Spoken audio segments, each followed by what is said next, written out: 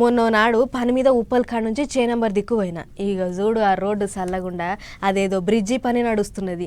తోవ అంతా ఇరికిరుకుండి బొచ్చడు మలుపులు తిప్పిర్రు. ఇక అది చూసినాక ఎందుకు వస్తుర్రా దేవుడా అని అనిపించింది. పోయింది మొత్తం ఎంత దూరమే కానీ బండి నడపలేక సుక్కలు కనబడ్డాయి అన్నట్లు గా అంబర్పేట బ్రిడ్జి పనులు అన్నీ అయిపోయినాయట. మరి ఎప్పుడు చాలు చేస్తుర్రో ఏమో ఒకసారి అరుచుకున్నద్దాం హర్రి. అంబర్పేట్ ఫ్లైఓవర్ బ్రిడ్జి తయారైంది. 4 ఏండ్ల సంది ఎప్పుడెప్పుడా అని ఎదురు చూస్తున్న ఫ్లైఓవర్ బ్రిడ్జిని ఈ శివరాత్రికి రిబ్బన్ కత్తిరించి చాలు చేయబోతున్నామని సెంటర్ మంత్రి కిషన్ రెడ్డి సార్ చెప్పుకొచ్చిండు. దీంతోని అటు దిక్కుపోయే పబ్లిక్ అంతా మురిసి ముప్పందు అయితుర్రు. ఇక మంగళవారం పొద్దుగల పూట పోయిన మంత్రి సారు బ్రిడ్జి పనులు ఇంకేమన్నా బాకీ ఉన్నాయా అని ఓ మల్క తిరిగి చూసిండు.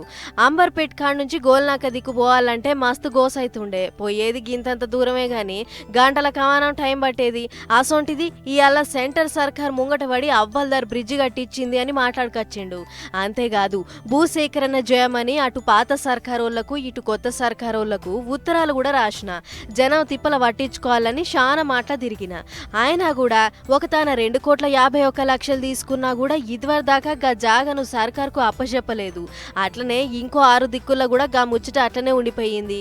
గదేందో రాష్ట్ర సర్కారే చూడాలి అన్నట్టు చెప్పుకొచ్చిండు. గిట్ల 4 ఏండ్లు తిప్పలబడి కట్టిన ఈ బ్రిడ్జికి 338 కోట్ల రూపాయలు ఖర్చయిందట. ఆయన సరే ఒక ఎమ్మెల్యేగా ఎంపీగా ముంగటపడ్డా అట్లా చేసిన కాబట్టే ఇవాళ మొనగాని బ్రిడ్జి నిలబడ్డదని చెప్పుకొచ్చిండు సారు.